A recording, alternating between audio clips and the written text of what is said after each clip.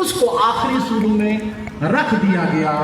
اس کا مطلب یہ ہے کہ یہیں سے مومنین کو متوجہ ہو جانا چاہیے اور مسلمانوں کو بھی غور کر لینا چاہیے کہ عین ممکن ہے کہ اللہ نے جو صورت سب سے آخر میں رکھی ہو مسلمانوں نے پہلے کر دی ہے، اور جو اللہ نے صورت سب سے پہلے نازل کی ہے وہ بعد میں کر دی ہو۔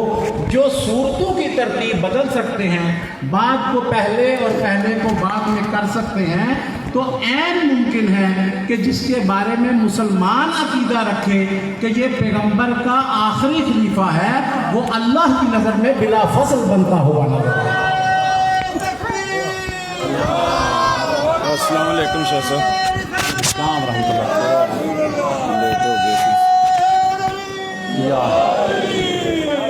تو لہٰذا صورتوں کی ترتیب کو بدل دیا گیا، تو اسی طرح سے ہو سکتا ہے کہ وہ کسی کو کہیں کہ یہ آخری نمبر پہ ہے، یہ چوتھے نمبر پہ ہے، مگر اللہ کی نظر میں مصطفیٰ کا بلا فصل خلیفہ بنتا ہوا نظر آئے۔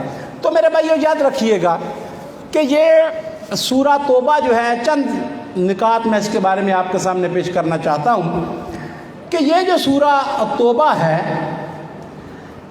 جس آیت کا میں نے آپ کے سامنے تلاوت کیا ہے، براءۃ من اللہ ورسولہ الی الذین عاہدتم من المشرکین، کہ خدا ارشاد فرماتا ہے کہ اے مسلمانوں، جن کے ساتھ، جن مشرکوں کے ساتھ تمہارا عہد و پیمان تھا، امن امان تھا، اب اللہ بھی ان سے بیزاری کا اعلان کرتا ہے، مصطفیٰ بھی بیزاری کا اعلان کرتا ہے۔ مسلمانوں نے معاہدہ کر رکھا ہے، امن و امان کا معاہدہ ہے، مگر اللہ بھی بیزاری کا اعلان کر رہا ہے اور میرا رسول بھی ان سے بیزار ہے۔ یعنی مسلمانوں کا تو معاہدہ ہے، مگر اب اللہ بھی بیزاری کا اعلان کرتا ہے اور مصطفیٰ بھی بیزاری کا اعلان کرتا ہے۔ خدا نے اپنے ساتھ مصطفیٰ کو شامل کر کے بتا دیا ہے کہ ہو سکتا ہے کہ تمہاری نیت اور ہو جائے، خدا کی نیت اور ہو جائے، تمہارا کام اور ہو جائے، خدا کا کام اور ہو جائے، مگر مصطفیٰ کا کام اور خدا کا کام کبھی جدا جدا نہیں ہو سکتے ہیں۔ خدا اس سے راضی ہے جس سے مصطفیٰ راضی ہے، خدا اس سے راضی جس سے مصطفیٰ راضی ہے، اور خدا کی نظر میں لعنت کا مستحق وہ ہے جس پہ مصطفیٰ لعنت کرتا ہوا نظر آتا ہے۔ یہ آیت بتاتی ہے کہ اپنے ساتھ پیغمبر کو شامل کر کے خدا نے اعلان کر دیا ہے کہ میرا اور مصطفیٰ کا کام ایک ہوا کرتا ہے۔ اور جو لوگ قرآن کی آیات اور تاریخ کو دیکھتے ہیں اور وہ بہتر سمجھتے ہیں کہ بالکل برحق ہے یہ بات کہ خدا اور مصطفیٰ کے کام میں کبھی فرق نہیں آ سکتا، کبھی ان میں تضاد نہیں ہو سکتا، اور یہی وجہ ہے کہ جس پہ مصطفیٰ لعنت کرتا ہے اس پہ خدا لعنت کرتا ہے، اور جنہیں مصطفیٰ منیت کی سند عطا کرتا ہے اللہ انہیں کائنات کا سردار بنا دیا کرتا ہے۔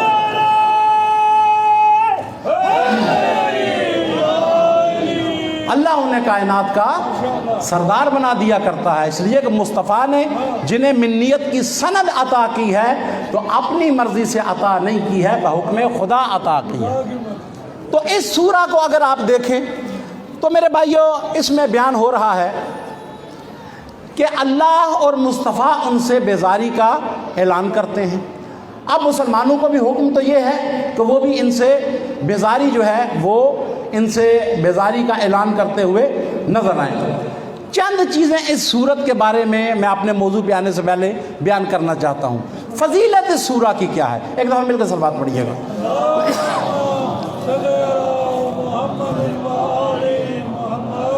اس سورہ کی فضیلت کیا ہے جس کی طرف خصوصی، اور یہ بڑی اہم سورہ ہے قرآن کی۔ یہ دو نام ہیں اس سورہ کے، اس پہ بھی میں بعد میں تفصیلاً کچھ تھوڑا سا تبصرہ کروں گا۔ ایک ہے اس سورہ کا نام سورہ توبہ، اور دوسرا نام ہے اس سورہ کا سورہ براءت۔ ایک ہے سورہ توبہ اور ایک ہے سورہ براءت، یہ دو نام ہیں۔ میرے بھائیو، جب تک یہ سورہ توبہ کا میں جو توبہ نام ہے یہ صحابہ کی طرف اس کی نسبت ہے، اور براءت کی جو نسبت ہے یہ علی ابن ابی طالب کی طرف نسبت ہے۔ ایک واقعہ صحابہ کا ہے جس کی وجہ سے اس کا نام ہوا، ایک واقعہ علی ابن ابی طالب کا ہے۔ جب تک اس کا نام توبہ رہے گا، یہ آیت اور یہ سورہ اس بات کا لوگوں کو متوجہ کرتی رہے گی کہ صحابہ معصوم نہیں ہوتے، اور جب تک اس کا نام برات رہے گا دنیا کو پتہ چلتا رہے گا کہ اللہ کی کائنات میں علی جیسا شجاع کوئی نہیں آیا۔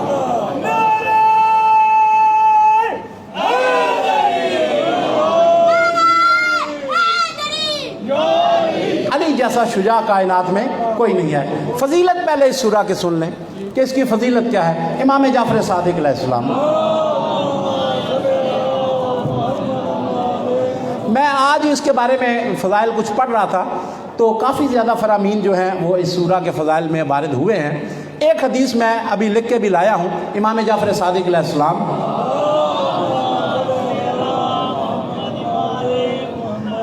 امام کی یہ حدیث میرے سامنے تحریر بھی ہے، میں ابھی اس کو لکھ کے لایا چونکہ زیادہ لمبا نہیں کر سکتا کہ زیادہ فضائل پڑھوں۔ ایک فضیلت اس کی میں بیان کرتا ہوں۔ امام معصوم ارشاد فرماتے ہیں من قرأ سورۃ الانفال و سورۃ براءۃ فی کل شہر، فرماتے ہیں جو بندہ سورہ انفال اور سورہ توبہ کی ہر مہینے تلاوت کرے، یعنی مہینے میں ایک دفعہ سورہ انفال اور ساتھ اس کے سورہ توبہ کی تلاوت کرے، فرماتے ہیں لم یدخلہ نفاق ابدا، اس بندے میں کبھی نفاق داخل نہیں ہو سکتا ہے۔ آپ نے سبحان اللہ کہا ہے، مگر ایک جملہ آگے ہے معصوم کا جو میں سمجھتا ہوں کہ ہر شیعہ کو زیادہ لطف دے گا۔ معصوم فرماتے ہیں کہ یاد رکھو جو بندہ مہینے میں ایک دفعہ، یعنی وہ طریقہ اور وتیرہ بنا لے کہ ہر مہینے میں ایک دفعہ سورہ انفال اور سورہ توبہ کی تلاوت کرے گا، اس بندے میں نفاق کبھی داخل نہیں ہو سکتا۔ فرماتے ہیں اس لیے داخل نہیں ہو سکتا کیونکہ وہ بندہ خود علی کے شیعوں میں داخل ہو جائے گا۔ اس بندے میں کبھی نفاق داخل نہیں ہو سکتا، اس لیے کہ وہ علی کے شیعوں میں داخل ہو جائے گا۔ علی کے شیعہ کا نفاق کے ساتھ کیا تعلق؟ اور میرے بھائیو تین برائیاں ہیں، تین ایسی روحانی بیماریاں ہیں کہ جو ہر کسی کو لگ سکتی ہیں، علی کے شیعہ کو نہیں لگ سکتی ہیں۔ اگر وہ واقعتاً شیعہ ہے، علی کا شیعہ کبھی مشرک نہیں ہو سکتا ہے، علی کا شیعہ کبھی کافر نہیں ہو سکتا ہے، علی کا شیعہ کبھی منافق نہیں ہو سکتا ہے۔ اور یاد رکھیں یہ جو امام نے فرمایا ہے کہ اس بندے میں نفاق نہیں آ سکتا چونکہ وہ علی کا شیعہ بن جائے گا، یہ پیغمبر خدا کی حدیث کی ترجمانی ہے۔ ہماری کتابوں میں بھی یہ حدیث موجود، اور ہمارے بھائیوں کی کتابوں کو دیکھیں تو در منصور 1، فرائض الصمتین 2، اس کے علاوہ مودۃ القربہ 3، ان تینوں میں اور اس کے علاوہ کثیر کتابوں میں یہ حدیث موجود ہے کہ صحابہ کا مجمع تھا، امیر المومنین تشریف فرما تھے، پیغمبر خدا نے دیکھ کے ارشاد فرمایا تھا، فرمایا یا علی حبوں کا ایمان و بغضوں کا کفر و نفاق، یا علی تیری محبت کو ایمان کہتے ہیں، تیرے بغض کو کہیں پہ کفر کہتے ہیں، کہیں پہ نفاق کہتے ہیں۔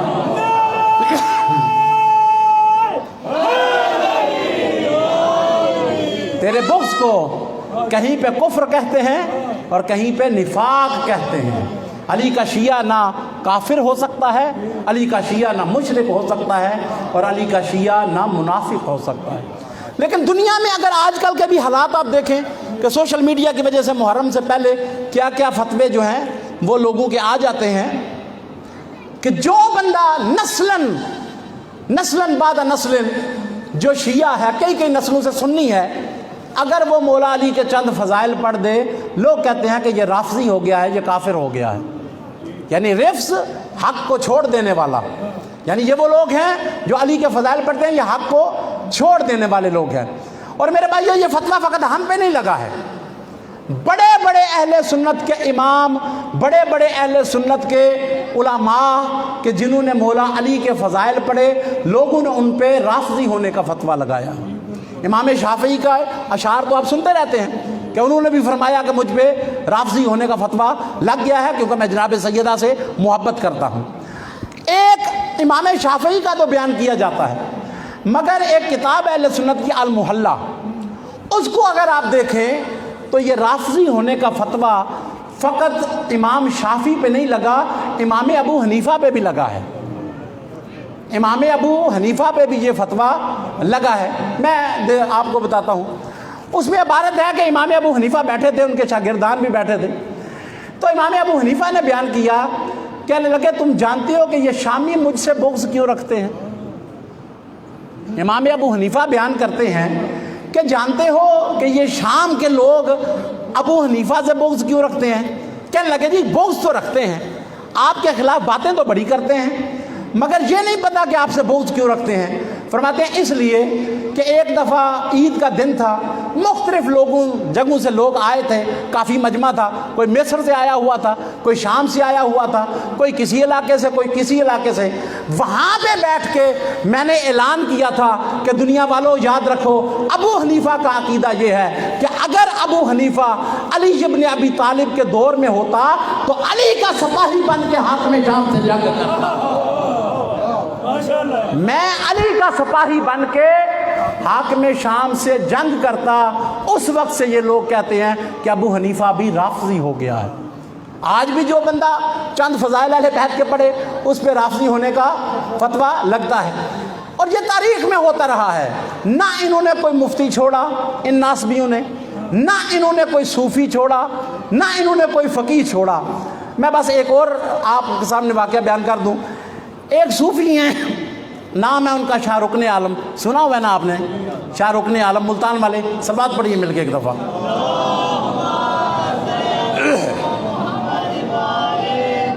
شاہ رکن عالم، ان کا دربار بھی ملتان میں موجود ہے۔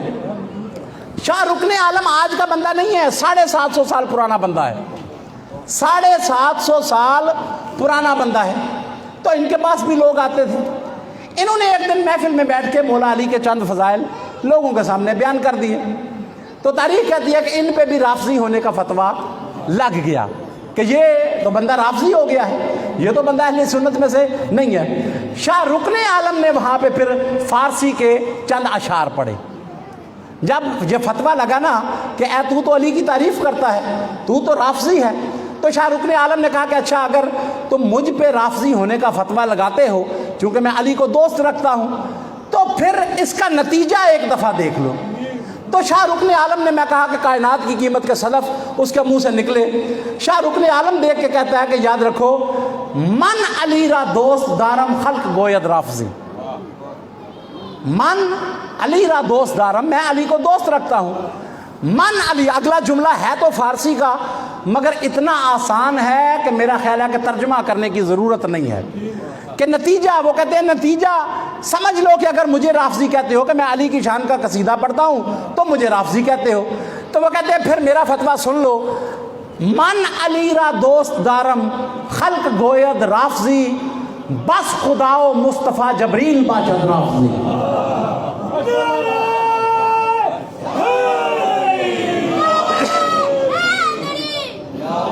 کہ اگر علی کی تعریف کرنے سے بندہ رافضی بن جاتا ہے تو یاد رکھیے کہ رفض سے نہ خدا بچتا ہے، نہ مصطفیٰ بچتا ہے، نہ مصطفیٰ بچتا ہے اور نہ جبریل بچتا ہوا نظر آتا ہے۔ تو یہ لوگوں کا طریقہ کار ہے۔ میرے بھائیو، اس سورت کے دو نام ہیں، دو نام، ایک ہے سورہ توبہ اور دوسرا ہے سورہ برات۔ پہلے توبہ کے بارے میں تھوڑا سا سن لیں کہ اس کا نام سورہ توبہ کیوں رکھا گیا ہے۔ تبوک کے موقع پر جب جنگ تبوک ہونی ہے، پیغمبر خدا نے، تمام مفسرین نے اس کو نقل کیا ہے، پیغمبر خدا نے لوگوں سے کہا کہ اپنے لشکر کو تیار کرو، اطلاع ملی ہے کہ ہم پہ حملہ ہونے والا ہے۔ اب روایت کہتی ہے کہ موسم ایسا تھا کہ جس میں فصلیں پکی ہوئی تھیں، فصلیں پکی ہوئی تھیں، تو بعض بندے تو تیار ہو گئے کہ اللہ کے رسول کا حکم یہی ہے، لیکن بہت سارے بندے ایسے تھے جنہوں نے مصطفیٰ کو چھوڑنا پسند کیا ہے، دنیا کو چھوڑنا پسند نہیں کیا ہے۔ انہوں نے کہا کہ نہیں جناب، ہماری تو فصلیں تیار ہیں، ہم آپ کے ساتھ چلے جائیں، پیچھے سے پھل خراب ہو جائے گا۔ لہذا پیغمبر خدا کے ساتھ جو مخلص لوگ نکلے وہ لے کر چلے گئے۔ تبوک کے مقام کے اوپر پہنچ کے اطلاع آئی کہ جو پہلی اطلاع آئی تھی وہ غلط تھی، حملہ نہیں ہو رہا۔ یعنی تبوک کی جنگ، جسے جنگ تبوک کہتے ہیں، یہ جنگ ہوئی ہی نہیں، तबूक की जंग तारीख कहती है कि नहीं हुई। इतला आई, लोगों को लेकर निकले, तबूक के मुकाम पे इतला मिली कि कोई हमला नहीं, पैगंबर खुदा वापस आ गए। पैगंबर तो वापस आ गए, मगर लोगों की नीयत का तो पता चल गया ना कि कौन पैगंबर का मुखलिस है और कौन पैगंबर का मुखलिस नहीं है। मुखलिस पैगंबर के साथ चले गए।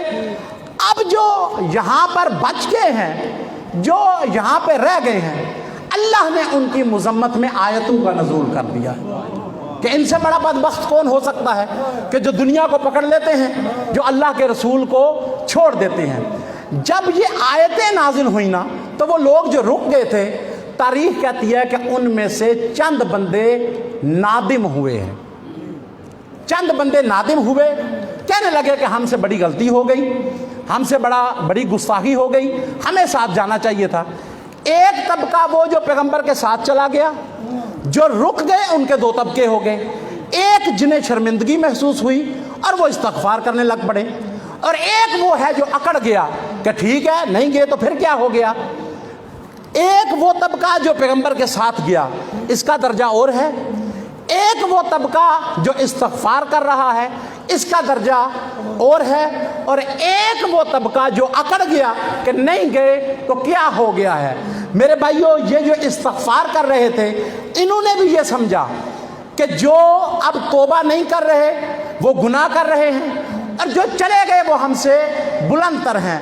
मेरे भाइयों, ये सहाबियों ने उस वक्त ये ऐलान कर दिया कि हम दरमियान के सहाबी हैं, एक गिरोह हमसे अफजल है, एक गिरोह हमसे मफजूल है। तो मैं कहता हूँ कम से कम सहाबा के मानने वालों को गौर करके सहाबा की बात को तस्लीम करना चाहिए कि जब ये वाले सहाबी इन सहाबियों का मुकाबला नहीं कर सकते, तो ये सहाबी अहले बैत का मुकाबला कैसे कर सकते हैं।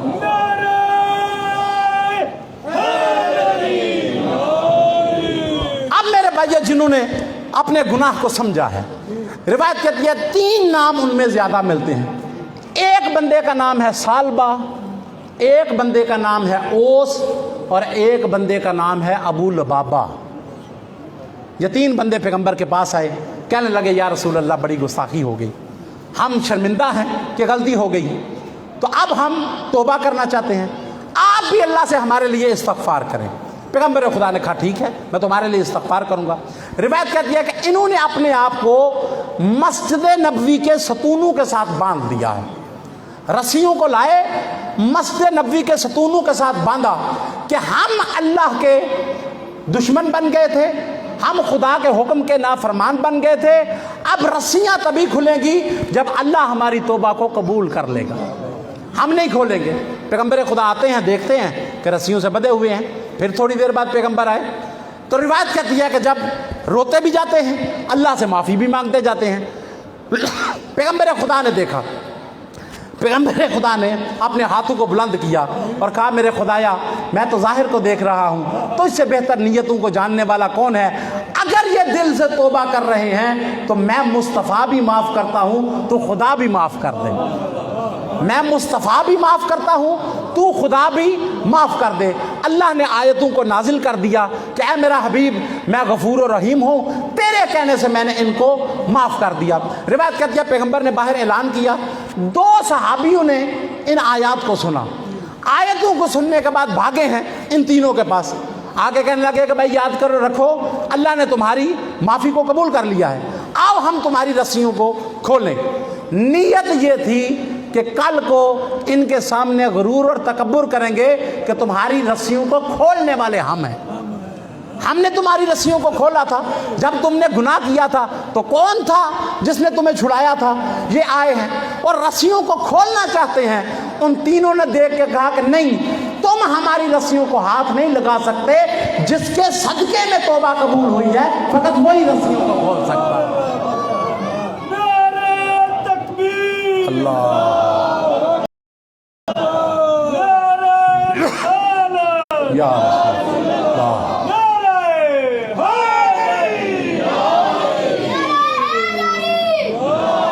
जिसके सदके में हमारी तौबा कबूल हुई है वही हमारी रस्सियों को आके खोलेगा।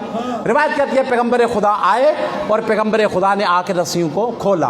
अब मैं कहता हूँ दुनिया को तवज्जो करनी चाहिए कि जिनकी रस्सियाँ खुलनी थी वो भी सहाबा, جو کھولنے کے لیے آئے ہیں وہ بھی صحابہ ہیں، مگر صحابی کہتے ہیں کہ نہیں، تمہارے عمل کو قبول نہیں کرتے، تمہاری رسیاں کھولنے سے ہمیں یقین نہیں آتا کہ اللہ نے توبہ قبول کی ہے، بلکہ جب مصطفیٰ رسیاں کھولے گا ہمیں یقین آ جائے گا۔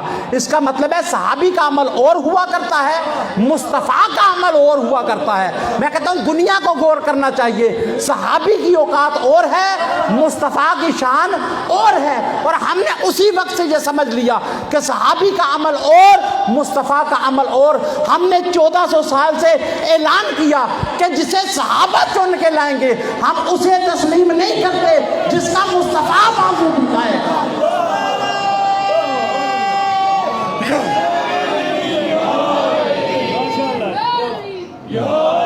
جس کا مصطفیٰ بازو پکڑ کے کہے من کنت مولا ہو فہذا علی جن مولا، اس کا مقابلہ کون کر سکتا ہے؟ ایک گناہ گاروں کا عمل ہے اور ایک مصطفیٰ کا عمل ہے۔ تو میرے بھائیو یاد رکھیے گا کہ یہ پیغمبر خدا آئے اور آ کر پیغمبر خدا نے ان کی رسیوں کو کھولا، کہنے لگے یا رسول اللہ ہماری توبہ قبول ہوئی ہے۔ کہا ہاں ہاں تمہاری توبہ کیوں قبول نہیں ہونی؟ اس لیے کہ اللہ نے تمہاری شان میں تمہاری توبہ کی قبولیت کے لیے قرآن میں آیت نازل کر دی ہے۔ وہ کہتا ہے کہ میں غفور بھی ہوں اور میں رحیم بھی ہوں، اللہ نے آیت نازل کر دی ہے، لہذا تمہاری اس توبہ کے قبول ہونے میں شک کوئی نہیں ہو سکتا۔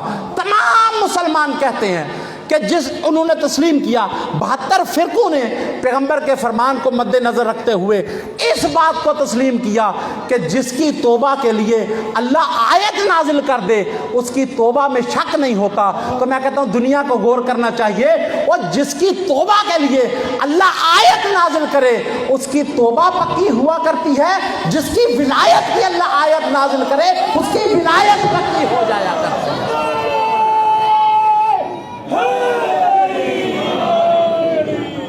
اس کی ولایت پکی ہو جایا کرتی ہے۔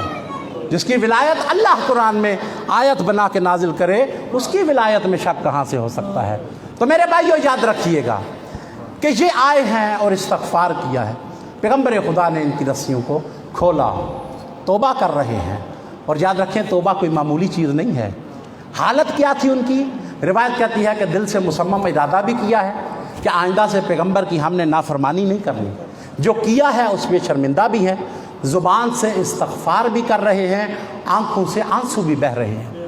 پیغمبر خدا نے جب رسیوں کو کھولا اس وقت بھی شرمندہ بھی ہیں، اس وقت ندامت کا اظہار بھی ہے، اس کے بعد آئندہ مصمم ارادہ بھی ہے کہ پیغمبر کی نافرمانی نہیں کرنا، زبان سے بھی استغفار کر رہے ہیں اور آنکھوں سے آنسو بہہ رہے ہیں، اور اللہ ان کی توبہ کو قبول کرتا ہے۔ جرم معمولی نہیں تھا، پیغمبر کو چھوڑ کے گھر میں بیٹھ جانا جرم معمولی نہیں، مگر جو بندہ اس طرح سے توبہ کرے کہ مصمم ارادہ بھی کرے، شرمندہ بھی ہو جائے اور آنکھوں سے آنسو بھی بہنا شروع ہو جائیں، تو یاد رکھیں کہ توبہ کا آنسو معمولی نہیں ہوا کرتا، یہ اتنا قیمتی ہوتا ہے کہ یہ گرتا باہر ہے، صفائی اندر کی کیا کرتا ہے، اندر کی روح کی صفائی یہ آنسو کر دیا کرتا ہے۔ اور امیر المومنین نے بھی استغفار کے بارے میں یہی کہا ہے، فرماتے ہیں یاد رکھو کہ استغفار کو معمولی نہ سمجھنا، مگر استغفار کو ایسے کرے کہ وہ گزشتہ پہ نادم بھی ہو، مصمم ارادہ بھی ہو، استغفار بھی کرے۔ اور یاد رکھیں کہ یہ استغفار اور توبہ معمولی چیز نہیں۔ امیر المومنین علی ابن ابی طالب، مل کے سلوات پڑھیں،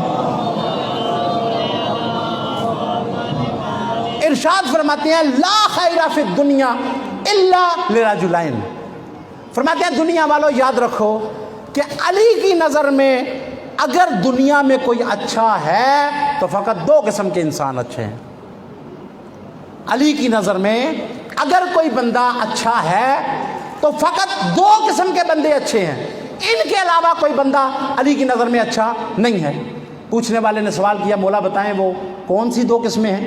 ارشاد فرماتے ہیں رجل یسارع فی الخیرات، فرماتے ہیں پہلا وہ بندہ علی کی نظر میں اچھا ہے جو نیکیوں کی طرف رغبت کرتا ہے، نیکیوں کی طرف جلدی سے رغبت کرتا ہے، یہ علی کی نظر میں اچھا ہے۔ دوسرا فرماتے ہیں یاد رکھو کہ علی کی نظر میں وہ بندہ بھی بڑا اچھا ہے کہ جس سے جب گناہ ہو جائے اس کا تدارک توبہ سے کر لیا کرتا ہے۔ गुनाहगार अल्लाह की बारगाह में जब तौबा कर लेता है तो अल्लाह जो है वो उसको माफ़ कर देता है और वो अली की नज़र में अच्छा बन जाया करता है। इस्तग़फ़ार करना, तौबा करना। इसके बाद मेरे भाइयों दूसरी, इस सूरा का नाम है सूरा बराअत। वक्त ज़्यादा होता जा रहा है, मैं बस चंद चीज़ें आपके सामने बयान कर दूँ। मेरे भाइयों सूरा बराअत मामूली सूरा नहीं है। नाम इसका बराअत भी है इसलिए कि मुशरिकों से बेजारी करनी थी। तारीख़ कहती है, हमारे भाइयों की किताबों को देखें, हमारी तमाम तफासीर और हमारे भाइयों की जलालुद्दीन सयूती की दुर्रे मंसूर को उठा के देखें, उन्होंने भी लिखा है।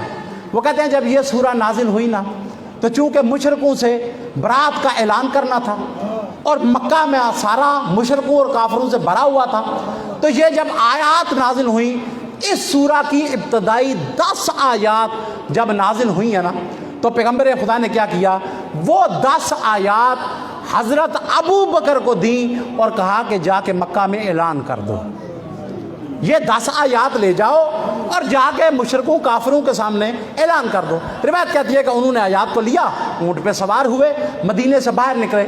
अभी थोड़ी दूर गए थे तो अल्लामा जलालुद्दीन सयूती अहले सुन्नत के बहुत बड़े मुफस्सिर हैं, वो कहते हैं कि जब थोड़ी देर दूर गए थे तो अल्लाह का नुमाइंदा जबरील आया और कहा कि अल्लाह का हबीब खुदा कहता है ये आयतें मामूली नहीं, या खुद जा या उसे भेज जो तुझसे है।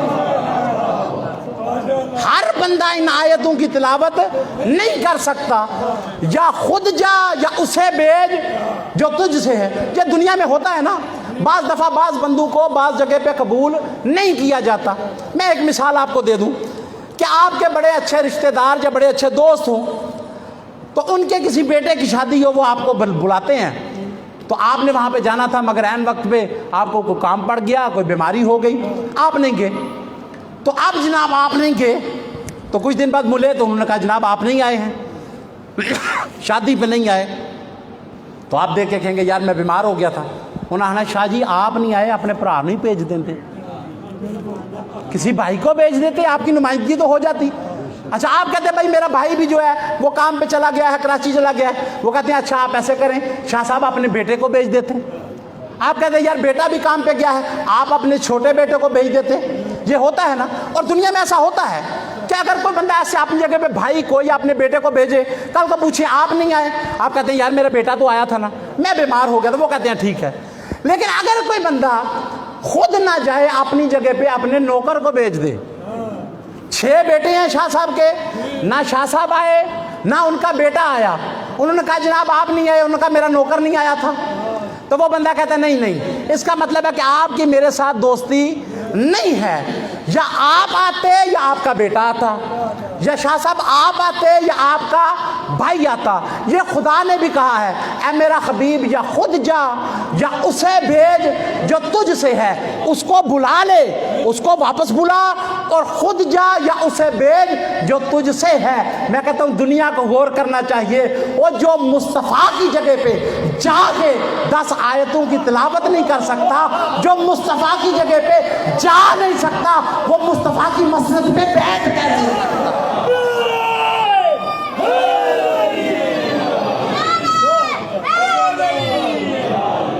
जो मुस्तफ़ा की जगह पे जा नहीं सकता है, वो मुस्तफ़ा की मसनद पे बैठ कैसे सकता है, वो मुस्तफ़ा जैसे फैसले कर कैसे सकता है। उसे भेज या खुद जा या उसे भेज जो तुझसे है। तो मेरे भाइयों अब पैगम्बर खुदा ने मौला अली को भेजा है। और मैं इसमें एक और नुक्ता भी है, मैं कहता हूँ दुनिया को गौर करना चाहिए। आयतें तो 10 ही थी ना, हर बंदा पढ़ता फिरता है, हाफिज साहब आ जाते हैं वो पूरे का पूरा कुरान पढ़ देते हैं, और 10 आयतों की तिलावत करनी थी, मगर खुदा ने इसे कबूल नहीं किया। जो 10 आयतों के लिए मुस्तफ़ा का वारिस नहीं बन सकता, वो पूरे कुरान का वारिस कैसे बन सकता है।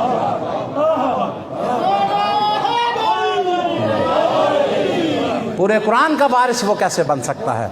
और मेरे भाइयों याद रखिएगा कि ये आयात भी बताती हैं कि जो ताल्लुक़ अली का कुरान के साथ है बाद अज़ मुस्तफ़ा कायनात में किसी का नहीं है। लोग कुरान को हिफ्ज़ करके समझते हैं कि हम अली के मद्दे मुकाबिल आ गए, कि अली भी हाफ़िज़ कुरान और हम भी हाफ़िज़ कुरान। کہ ہم نے بھی قرآن کو حفظ کر لیا اور علی کو بھی قرآن آتا ہے تو ہم بھی علی جیسے ہو گئے. نہیں میرے بھائیو، حافظ قرآن ہونا اور ہوا کرتا ہے، محافظ قرآن ہونا اور ہوا کرتا ہے. اور میرے بھائیو یہ بھی یاد رکھے کہ کوئی بندہ قرآن کو حفظ کرنے کے بعد یہ نہ سمجھے کہ اس کا تعلق تلاوت کے حوالے سے علی جتنا ہو گیا ہے. نہ کوئی قرآن کو اگر پڑھے بھی تو وہ علی کے درجے میں نہیں آ سکتا. بڑا شان اس کی بیان کی جاتی ہے جو ایک رات میں قرآن کو ختم کر لیتا ہے. کہتے ہیں جی حافظ صاحب کو قرآن بڑا حفظ ہے، زبان بڑی ترکھی ہے، اس لیے کہ یہ ایک رات میں شبینہ کر لیتے ہیں، ایک رات میں قرآن کو پڑھ لیتے ہیں. میرے بھائیو یاد رکھیں، اگر قرآن پڑھنے کی بات ہے نا پھر بھی کوئی علی کا مقابلہ نہیں کر سکتا. رات میں قرآن کو ختم کرنے والے اور ہوا کرتے ہیں، ایک رکعت سے دوسری رکعت تک پڑھنے والے اور ہوا کرتے ہیں.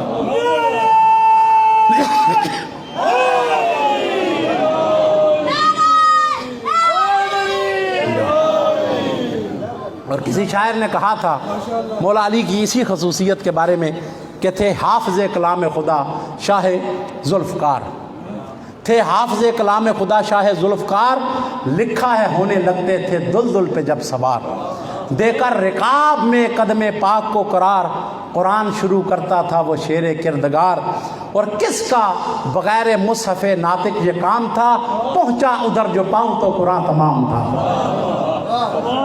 ایک رکاب سے دوسری رکاب تک جو قرآن ختم کر دے وہ علی کے سوا کائنات میں کوئی اور نظر نہیں آتا ہے. تو میرے بھائیو یہ تو قرآن کے ساتھ مولا کا تعلق. اور تاریخ کہتی ہے کہ مولا علی کو پہلی وجہ مولا کو بھیجنے کی یہ تھی کہ خدا نے کہا کہ یا خود جا یا اسے بھیج جو تجھ سے ہو. ایک دوسری وجہ بھی ہے مولا علی کو بھیجنے کی، اس لیے کہ وہاں پہ جا کے مولا نے اکیلے آیات کی تلاوت کرنی ہے. مکہ کافروں سے بھرا ہے، مکہ مشرکوں سے بھرا ہے، تو وہاں پہ ایک مرد میدان نے جانا ہے جس نے جا کے وہاں پہ اعلان کرنا ہے کہ تم سے اللہ بھی بیزار ہے، تم سے رسول بھی بیزار ہے، اور مسلمان بھی تم سے بیزار ہیں، اور تمہارے ساتھ معاہدے ختم ہیں. میرے بھائیو یاد رکھیے، بندہ وہ چاہیے تھا جو کبھی بھی فرار ہوتا ہوا نظر نہ آئے، ہمیشہ قرار بنتا ہوا نظر آئے، جو ہمیشہ قرار بنتا ہوا نظر آئے، کبھی فرار کرتا ہوا نظر نہ آئے. میرے بھائیو تاریخ کہتی ہے کہ پہنچا ہے علی کا خدا کا شیر اور مصطفیٰ کا شیر. وہاں پہ پہنچا، اعلان کیا کہ سارے اکٹھے ہو جاؤ. سارے کے سارے مکہ میں حرم کے اندر سب اکٹھے ہو گئے. تاریخ کہتی ہے کہ علی ابن ابی طالب خانہ کعبہ کی سیڑھیوں پہ کھڑے ہوئے اور علی کا ہاتھ تھا ذوالفقار کے قبضے پہ.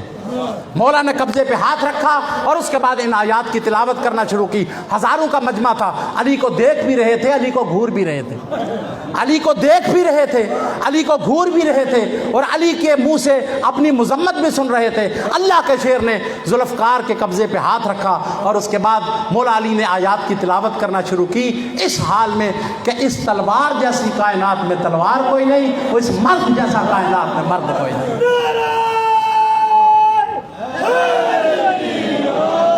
تلوار جیسی کائنات میں تلوار کوئی نہیں، اور مرد جیسا کائنات میں مرد کوئی نہیں. امام جعفر صادق علیہ السلام تلوار کے بارے میں ایک فرمان امام کا سنا دوں. امام کے پاس ایک شیعہ آیا، کہنے لگا مولا سنا ہے کہ مولا کی جو تلوار تھی وہ بڑی حیران کن تلوار تھی، کہ بڑی وہ ایسی کائنات میں کوئی اور تلوار نہیں ہے، تو دل چاہتا ہے کہ آپ ذوالفقار کے بارے میں کچھ ارشاد فرمائیں. مولا نے ایک جملہ ارشاد فرمایا ہے. ذوالفقار کی خصوصیت میں مولا نے صرف ایک جملہ ارشاد فرمایا ہاں علی ابن ابی طالب کی تلوار کوئی معمولی تلوار نہیں تھی. خدا کی قسم ذوالفقار وہ تلوار تھی کہ جو بندہ بھی دنیا میں اس کے سامنے آ کے کھڑا ہو جاتا تھا، فرار نہیں کرتا. جو بندہ بھی ذوالفقار کے سامنے آ کے ڈٹ کے کھڑا ہو جاتا تھا، یہ اس کو والدین سے جدا کر دیتی تھی، آخرت میں اسے جنت سے جدا کر دیتی. یہ ذوالفقار دنیا میں اسے والدین سے جدا کر دیتی ہے اور آخرت میں اسے جنت سے جدا کر دیتی تھی. کیوں؟ علی ابن ابی طالب کا ہاتھ جب بھی اٹھتا ہے وہ حق کے ساتھ ہوتا ہے. علی کسی کو ناحق قتل نہیں کرتے ہیں. ان آیات کی تلاوت کی ہے آپ کی اور میرے مولا نے. اور اس حالت میں کہ وہ گھور رہے تھے اور امیر المومنین اللہ کی آیات کی تلاوت کر رہے تھے۔ بس میرے بھائیوں چند جملے مصاحب کے پڑھ دوں آپ کے سامنے، اور مجھے جس شہزادے کے بارے میں کہا گیا ہے چند جملے مصاحب کے جناب علی اکبر کے بارے میں کہا ہے۔ میرے بھائیوں بنو ہاشم میں سب سے پہلا جوان جو شہید ہوا ہے وہ جناب علی اکبر ہے۔ تاریخ کہتی ہے جناب علی اکبر کے بعد جس کسی نے بھی مولا سے اجازت مانگی ہے نا شہادت کے لیے، تو مولا نے کچھ نہ کچھ پس و پیش کیا ہے، مگر جب علی اکبر نے اجازت مانگی ہے تو مولا نے کوئی دیر نہیں کی ہے۔ کیوں؟ اس لیے کہ شریعت کا مسئلہ ہے کہ جب اللہ کی بارگاہ میں اپنی سب سے پیاری چیز کو قربان کرو تو پھر دیر نہیں کرنی چاہیے۔ اس سے بھی پتہ چلتا ہے کہ مولا حسین کو سب سے زیادہ جو محبت تھی وہ آپ نے اسی شبیہ پیغمبر سے دی۔ میرے والے روایت کہتی ہے کہ جناب علی اکبر نے آ کے اجازت طلب کی، مولا حل لی من رخصہ، کیا مجھے بھی اجازت ہے؟ روایت کہتی ہے کہ کوئی دیر نہیں کی، کہا ہاں میرا لال تجھے اجازت ہے۔ لیکن تاریخ دانوں نے ایک جملہ لکھا ہے کہ اس کے بعد مولا نے کہا کہ اکبر ایک لحظے کے لیے رک جا، اور اندر گئے اور جا کر ہتھیار بھی لے کر آئے ہیں، زرہ بھی لے کر آئے ہیں، سر پہ امامہ پیغمبر باندھا اور اس کے بعد زرہ بھی پہنائی۔ تاریخ کہتی ہے کہ اجازت تو دے دی، ہتھیار بھی پہناتے جاتے تھے اور آنکھوں سے آنسو بھی بہتے جاتے تھے، اجازت دے دی ہے۔ عزاداروں حسین کا علی اکبر چلا گیا ہے مقتل گاہ کی طرف، اور جب جا رہے تھے تاریخ کہتی ہے ایک دفعہ مولا نے اپنے ہاتھوں کو بلند کیا، ریش اقدس کو اپنے ہاتھوں میں رکھا اور دیکھ کے کہا کہ میرے خدایا گواہ رہنا کہ اب وہ جوان جا رہا ہے کہ جو صورت میں سیرت میں تیرے نبی کی کائنات میں سب سے بڑی شبیہ تھا، اور جب کبھی حسین کا اپنے نانا کی زیارت کرنے کو دل چاہتا تھا اور میں اسی شبیہ پیغمبر کو دیکھا کرتا تھا۔ بس عزاداروں چلا گیا ہے حسین کا لال، کیا پلٹ کے آیا؟ تاریخ کہتی ہے ایک دفعہ پلٹ کے آئے اور آ کے کہا بابا کیا مجھے ایک گھونٹ پانی کا مل سکتا ہے؟ ایک گھونٹ پانی کا مل سکتا ہے؟ عزاداروں اور میرے سامنے میں کہا کرتا ہوں کہ تاریخ کا وہ منظر بھی ہے کہ صفین کے میدان میں علی ابن ابی طالب اور کائنات کے سب سے بڑے صابر امام کا لخت جگر جنگ کر رہا ہے محمد ابن حنفیہ، اور مولا نے کچھ لوگوں کی ذمہ داری لگائی تھی کہ تم نے جنگ نہیں کرنی، تمہارا کام فقط اتنا ہے کہ جب کبھی بھی لشکر کا کوئی دستہ حملہ کر کے آئے، گرمی کا موسم ہے، تمہارا کام فقط اتنا ہے کہ تم نے ان کو سیراب کرنا ہے۔ تاریخ کہتی ہے کہ جب بھی کوئی دستہ آتا ہے یہ آگے بڑھ کے سیراب کرتے ہیں، اور ایک دفعہ مولا علی کا لخت جگر، مولا علی کا بیٹا محمد ابن حنفیہ جب حملہ کر کے واپس آیا، تاریخ کہتی ہے نظر پڑی ہے میرے صابر امام کی، جب اپنے لخت جگر کو دیکھا نا کہ زرہ کے حلقوں میں سے لہو بہ رہا ہے، روایت کہتی ہے کہ علی برداشت نہ کر سکے، علی برداشت نہ کر سکے، اور لوگ بڑھ کے سیراب کرنا چاہتے تھے، لیکن مولا نے اشارہ کر کے سب کو بٹھا دیا۔ دنیا نے دیکھا کہ علی خود ادھر پڑے جہاں پہ مشکیزیں پڑے ہوئے تھے، ایک مشکیزے کو اٹھایا، آگے بڑھے اور آگے بڑھ کے کہا کیا محمد بیٹھ جا، اور جناب محمد ابن حنفیہ اس طرح سے بیٹھے جیسے نمازی تشہد میں بیٹھتا ہے، اپنے ہاتھوں کو بلند کر دیا، مولا نے مشکیزے کے منہ کو نیچے کیا، تسمے کو کھولا، پانی میں بہنا شروع کیا، محمد نے پانی پینا شروع کیا۔ روایت کہتی ہے کہ پانی پی پی کے محمد سیراب ہوا ہے، علی سیراب نہیں ہوتے ہیں۔ جو پانی مشکیزے میں بچ گیا تھا وہ مولا نے محمد کے بدن پہ ڈالنا شروع کر دیا، اور میرا لال اور تیرے ہتھیار گرم ہو گئے اور تیری زرہ گرم ہو گئی، تیرے بدن کو تکلیف ہوگی۔ بس عزاداروں اتنا کہوں گا، مولا تجھ سے تیرے لخت جگر کا یہ منظر دیکھنا برداشت نہ ہوا، آئے تیرا اپنا محمد کو سیراب کرنا یہ اور منظر پیش کر رہا ہے، اور حسین کے اکبر کا پیاسا چلا جانا اور یہ اور منظر پیش کر رہا ہے، جا کے حملے کرنا شروع کیے۔ عزاداروں ایک کمینہ کمین گاہ میں چھپ بیٹھا، روایت کہتی ہے کہ ماری ہے تلوار اکبر کے سر میں، اکبر کے ہاتھ چھوٹ گئے، پھر اس کے بعد زلجنا کی گردن میں ہاتھوں کو ڈالا ہے اور زلجنا نے دشمنوں کی صفوں میں دوڑنا شروع کیا۔ اب جس کے ہاتھ میں نیزہ ہے وہ نیزہ مارتا ہے، اور جس کے ہاتھ میں تلوار ہے تلوار مارتا ہے۔ آواز آئی علیکم من السلام، بیویوں میرا آخری سلام، بابا میرا آخری سلام۔ ادھر سے مولا کی آواز آئی الگ دنیا اور بعد خلافہ، اکبر تیرے بعد میری زندگی کا لطف ختم ہو گیا۔ ماتم حسین، ماتم علی اکبر۔